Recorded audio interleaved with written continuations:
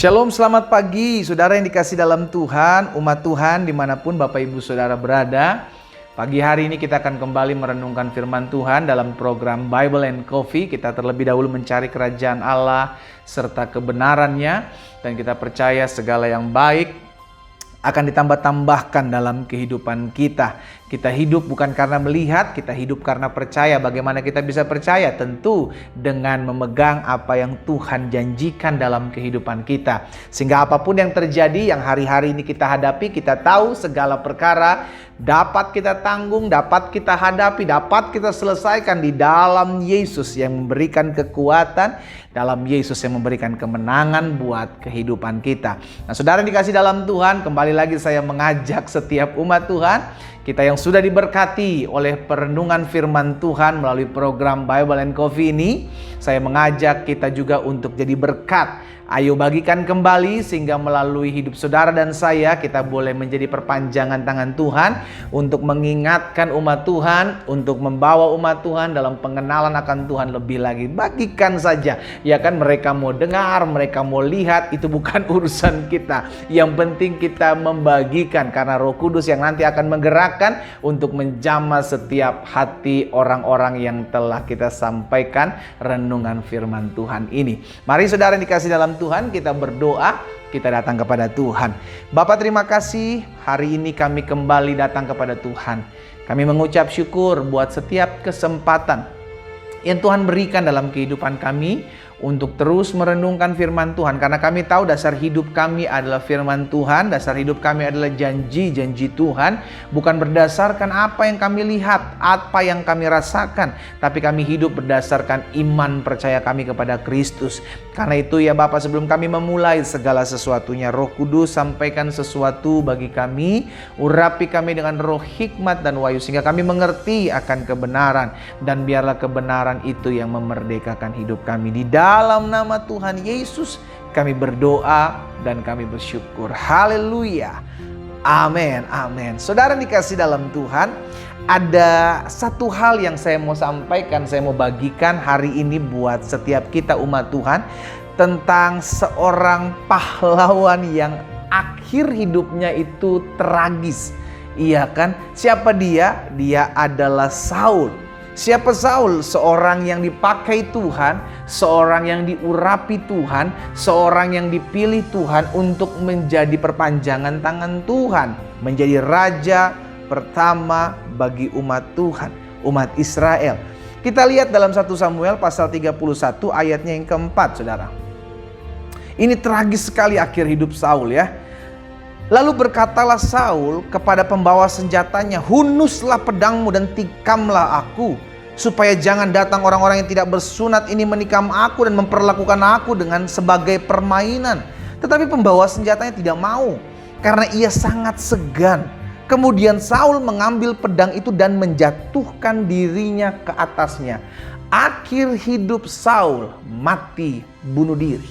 Iya kan? Dia mengambil keputusan untuk bunuh diri. Saudara yang dikasih dalam Tuhan. Nah, siapa Saul? Kita tahu bersama Saul adalah raja pertama orang Israel. Ia Alkitab catat sebagai seorang yang tinggi, gagah, tampan, ya kan, jagoan lah saudara, ya kan. Dia setelah menjabat jadi raja, ia tidak menjadi seorang raja yang berpangku tangan, yang hanya diam dalam kerajaannya. No, dia terjun berperang. Tugas akhirnya juga sebagai raja, ia memimpin perang. Ia bukan raja yang malas-malasan. Ia bukan raja yang hanya tinggal dalam kerajaan, namun dia ambisius. Dia tidak gampang menyerah. Namun tahukah saudara, awal dan akhir karir Raja Saul itu berbeda jauh. Saya ulangi sekali lagi. Awal dan akhir karir Raja Saul itu berbeda jauh. Di awal karir Saul, ia disertai Tuhan. Dalam penyertaan Tuhan, Roh Allah memimpin hidupnya. Tapi di akhir hidup Saul, ia ditinggalkan Tuhan. Di awal hidup Saul, Saul menyaksikan kekuasaan Tuhan dalam hidupnya. Tapi di akhir hidup Saul, ia melupakan Tuhan dan ia memilih untuk bunuh diri.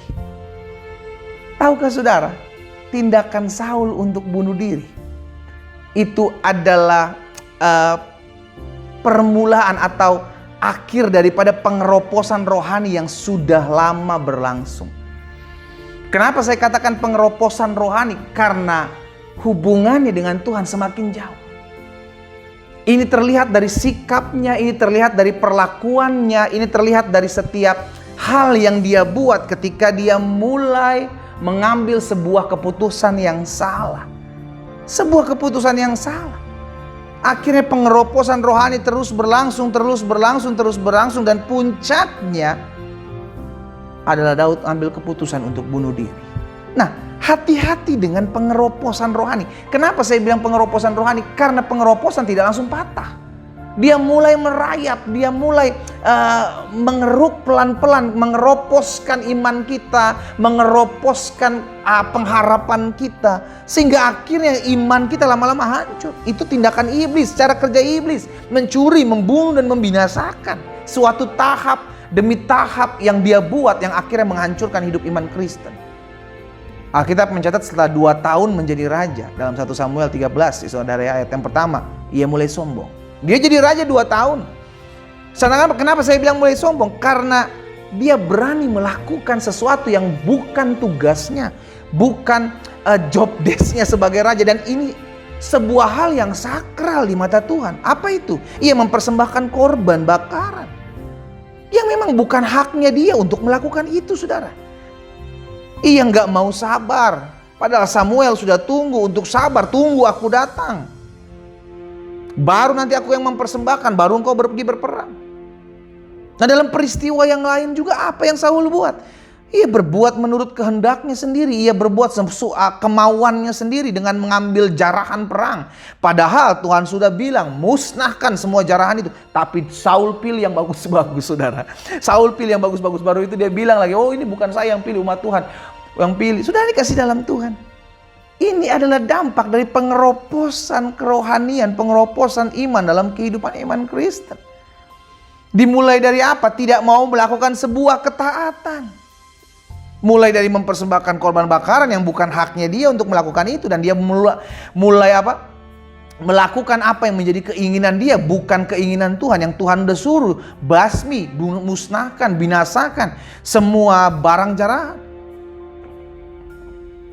Bahkan dampaknya setelah Daud mengalahkan Goliat, ia dipenuhi iri hati, saudara. Ia benci. Karena apa? Karena Daud populer. Dia udah mulai kalah pamor. Dia mulai berpikir, jangan-jangan nanti tahta saya direbut. Nah, lihat saudara. Dalam keadaan seperti itu, Saul harusnya tetap mencari Tuhan. Tapi dia justru menjadi apa? Dia justru mencari pemanggil arwah. Bayangkan saudara. Hidup orang yang mengalami pengeroposan rohani, makin lama, pelan tapi pasti, dia akan semakin jauh dari Tuhan. Ini liciknya iblis. Dia nggak bikin langsung patah, dia nggak bikin langsung murtad, tapi dia kikis sedikit demi sedikit. Yang beranggapan ya udah nggak apa-apa lah, berbuat dosa dikit doang kok, udah nggak apa-apa, nanti minta ampun lagi, nanti Tuhan mengampuni kok. Iya kan? Karena selalu diawali dengan hilangnya kesadaran akan dosa. Hilangnya kesadaran akan baca firman, merenungkan firman, dan mengabaikan firman pada akhirnya.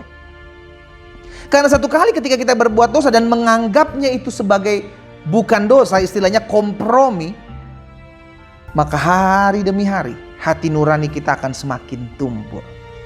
Seringkali dianalogikan seperti seorang bapak, seorang laki-laki yang sudah tua, iya kan, yang tidak lagi memperdulikan rambutnya yang sudah mulai menipis, saudara. Hingga akhirnya rambut ini tinggal satu helai. Harusnya kalau dia tahu, dia sadar rambutnya mulai menipis, maka dia lakukan perawatan rambut. Tidak tunggu sampai rontok, tidak tunggu sampai botak.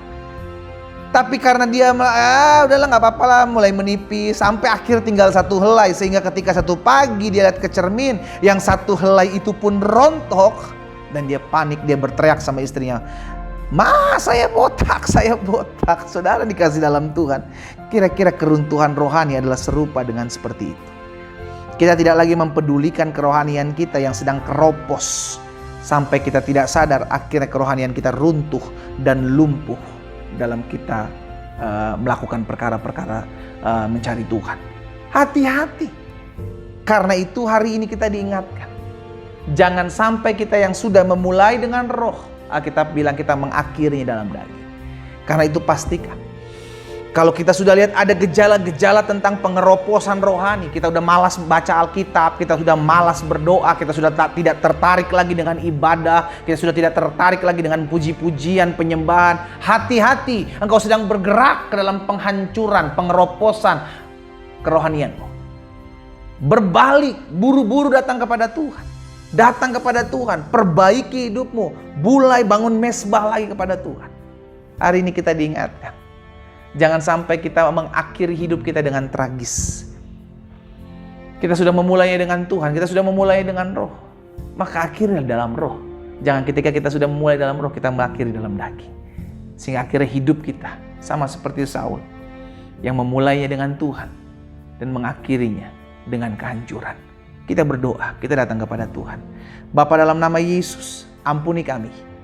Kalau selama ini kami tidak peka, kami tidak dengar-dengaran akan suara Tuhan. Hari ini kami diingatkan untuk tidak lagi membiarkan diri kami masuk dalam penipuan iblis yang mengeroposkan kerohanian kami, yang pada akhirnya mematahkan, menghancurkan iman kami. Tuhan, tolong kami. Sadarkan kami ya Allah Roh Kudus. Sehingga hari ini menjadi hari di mana kami berbalik kepada Tuhan. Kami mau dipulihkan, kami mau hidup kembali untuk memuliakan nama Tuhan. Kami sudah memulai dengan roh, di dalam roh, dan kami mau mengakhirinya semua itu dalam roh. Dan biarlah Roh Kudus yang memampukan kami. Hamba berdoa buat setiap umat-Mu ya Tuhan. Di dalam nama Tuhan Yesus. Mampukan kami, beri kami kepekaan, beri kami hikmat untuk melihat situasi, melihat keadaan di hari-hari ini. Sehingga kami menyadari akan apa yang terjadi dalam kehidupan kami. Di dalam nama Yesus kami berdoa. Haleluya. Amin. Kita nikmati kopi kita, saudara. Haleluya. Hati-hati dengan tipuan iblis.